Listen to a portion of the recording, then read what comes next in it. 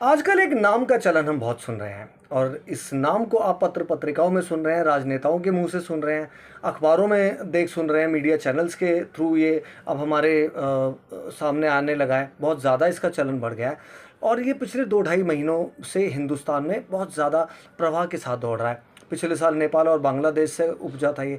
तो लोग यही मान के चलते हैं कि इस नाम का जो इस्तेमाल है वो पिछले साल से शुरू हुआ और भारत में 2 ढाई महीनों से नहीं। मैं बात कर रहा हूँ जेन ज़ी की, जनरेशन जेड की, जिसका इस्तेमाल काफ़ी पहले से शुरू हो गया था। दरअसल हुआ ये था कि 1997 से सन 2000 के आसपास मीडिया कर्मियों और शोधकर्ताओं ने और सांख्यिकीकर्ताओं ने एक ज़रूरत महसूस की कि जिस तरह से हम जेन एक्स बोलते हैं, जनरेशन एक्स बोलते हैं, जनरेशन वाई बोलते हैं, तो एक तीसरी जनरेशन को भी कुछ कहा जाना चाहिए जो इनके बाद आई। तो जब रिपोर्ट्स वगैरह में, शोध में ज़रूरत पड़ने लगी तो अस्थायी तौर पे इसे जेन ज़ी कहा जाने लगा, जनरेशन जेड कहा जाने लगा। दरअसल जेन एक्स जो है वो 1965 से 1980 के बीच पैदा हुए जन्मे लोगों को कहा जाता है, जेन एक्स। और जेन वाई 1980 से 1997 के बीच जो लोग जन्मे उनमें उनकी शुमारी की जाती है जेन वाई के तौर पर। तो अब जो तीसरी नस्ल थी 1997 के बाद वाली, उसको क्या कहा जाए? उन्होंने कहा ये बाद में निकालते रहेंगे इसका, फिलहाल इसे जेन जी के तौर पर देखा जाना चाहिए, सुना जाना चाहिए और इसका इस्तेमाल शोध वगैरह में किया जाना चाहिए।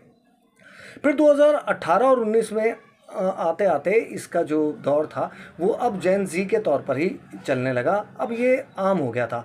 जनरेशन जेड में फिर ये कहा गया कि 1997 के बाद जो बच्चे पैदा हुए उन्हें जेन जी ही कहा जाए और 1997 से लेकर 2012 के बीच में जिन बच्चों का जन्म हुआ अब वो ऑफिशियली जनरेशन जेड या जेन जी कहलाएंगे, ठीक उसी तरह जैसे इनसे पहले वालों को जेन एक्स या जेन वाई कहा जाता था। 1997 से 2012 के बीच जन्मे लोगों को जेन जी कहा जा रहा है और ये अच्छा खासा पहले से कहा जा रहा है।